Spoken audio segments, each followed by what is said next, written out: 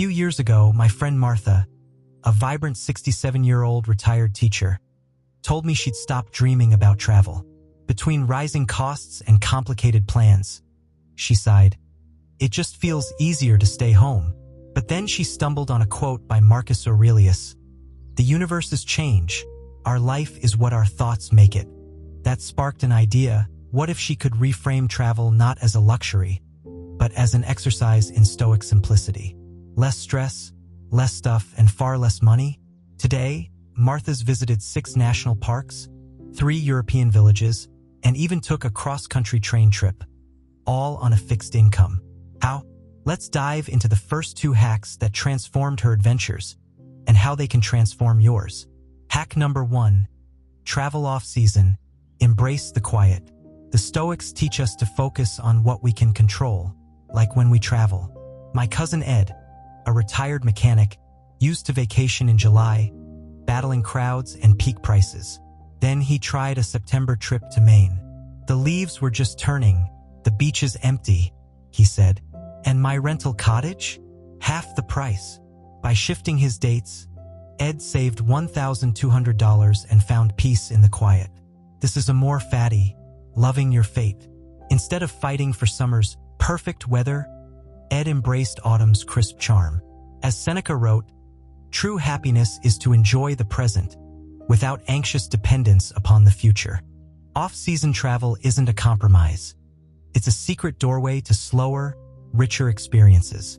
Hack number 2. Leverage senior perks like a Stoic sage. Seneca also said, luck is what happens when preparation meets opportunity. Retirees have a golden opportunity. Discounts. But many don't use them. My neighbor Clara, 71, saved 30% on a Danube River cruise by simply asking, do you offer a senior rate? She also joined ARP for $16 per year, netting hotel deals, free breakfasts, and even a discounted national parks pass. I felt silly not asking sooner, she admitted. Here's the Stoic twist. Use what's freely given. Senior discounts, museum memberships, and loyalty programs aren't charity. They're tools. Clara now plans trips around senior days at attractions, stretching her budget further. Hack number 3. Pack light, pack right the Stoic way. Epictetus wrote, wealth consists not in having great possessions, but in having few wants. My Aunt Ruth learned this the hard way on a trip to Italy. She lugged a 50-pound suitcase, paid $100 in baggage fees, and barely used half of it. Now, she packs a carry-on with versatile layers. Think, a black jacket, neutral shirts, and 1 pair of comfortable walking shoes. I saved money and my back, she laughed. Stoic packing isn't about deprivation. It's about curating joy. Ruth brings a scarf from her late husband to feel connected, a journal to reflect on her travels, and leaves room for a local treat like Venetian chocolates. Less stuff, more meaning. Now, you might be thinking, but what about lodging? That's where the real costs add up. Don't worry, we'll tackle that next. Let's just say, you'll never look at a home the same way again.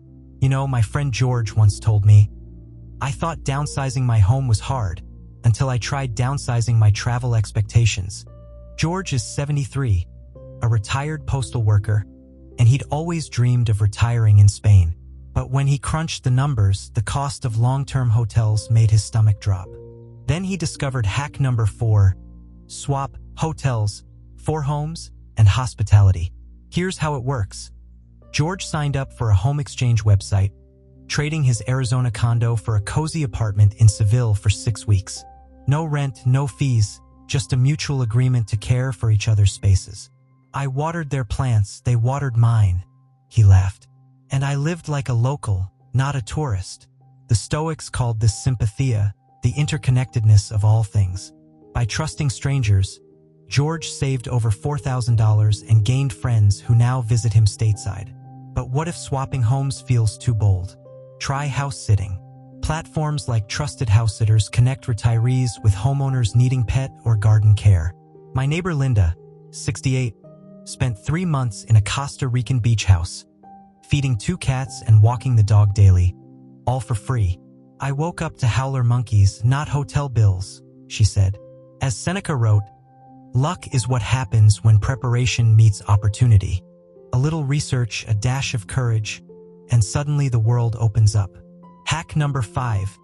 Prioritize experiences over souvenirs. Let's talk about the elephant in the room. Stuff. The Stoic philosopher Epictetus warned, wealth consists not in having great possessions, but in having few wants.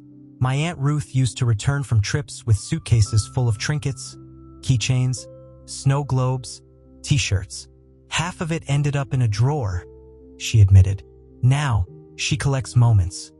A cooking class in Morocco, a sunrise hike in the Smokies, a handwritten recipe from a Tuscan grandmother. Here's the magic. Experiences cost less and last longer. For example, instead of buying a 50 souvenir sweat air in Ireland, Ruth paid 20 for a guided walk through Dublin's literary history. I met a poet who recited Yeats by heart, she said.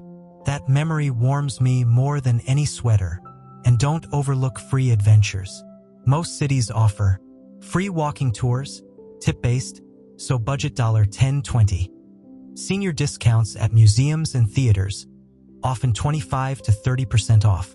Nature's gifts, hiking trails, public beaches, botanical gardens. George, our Spain adventurer, spent afternoons sketching in Seville's plazas.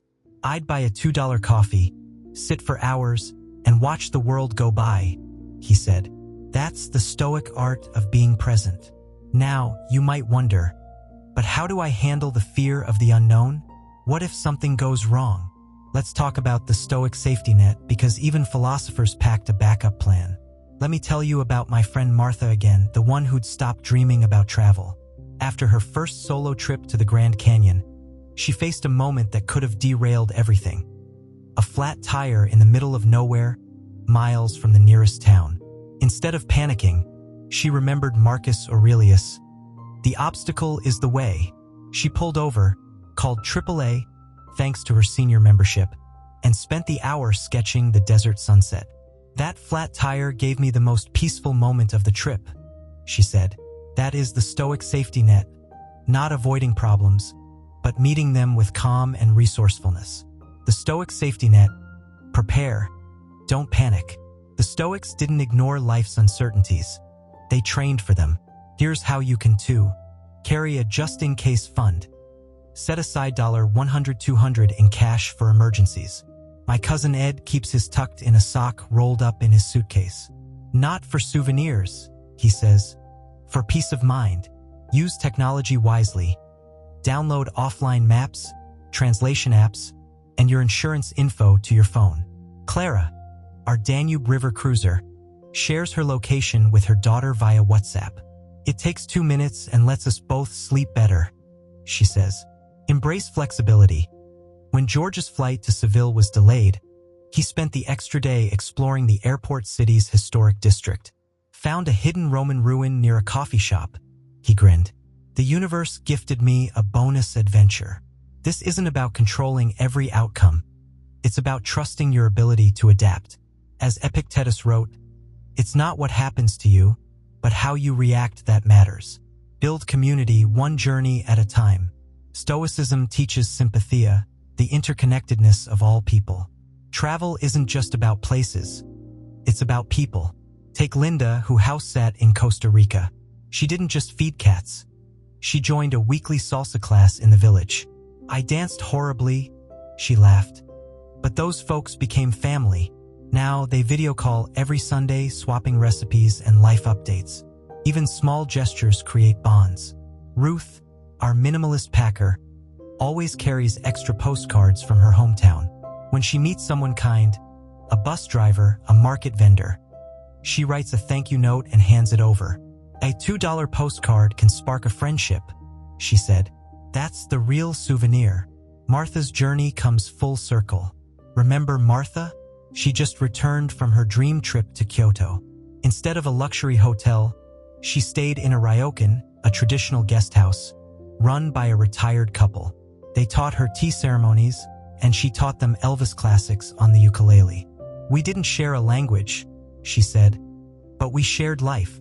She spent 30% less than she'd budgeted and left with a standing invitation to return. Martha's story embodies the Stoic ideal, living in accordance with nature, not fighting for perfection, but flowing with what's simple, authentic, and human. Your invitation to adventure. So here's my challenge to you. Pick one hack from this video and try it. Maybe book an off-season train ticket to a nearby town, or swap that overstuffed suitcase for a carry-on. Then come back here and tell me about it in the comments. Did you find a hidden gem? Make an unexpected friend? Your story could light the way for someone else. If this video inspired you, hit that like button. It helps others find our community. And if you haven't yet, subscribe. Together, we're proving that retirement isn't about slowing down. It's about discovering new roads, new joys, and new versions of ourselves. Remember, friend, as Seneca said, travel and change of place impart new vigor to the mind. The world is waiting, and it doesn't need your money, just your curiosity, your resilience, and your open heart. Here's to your next chapter wherever the road takes you. Wishing you safe travels, rich memories, and the quiet confidence of a Stoic explorer. Until next time, take care and keep wandering.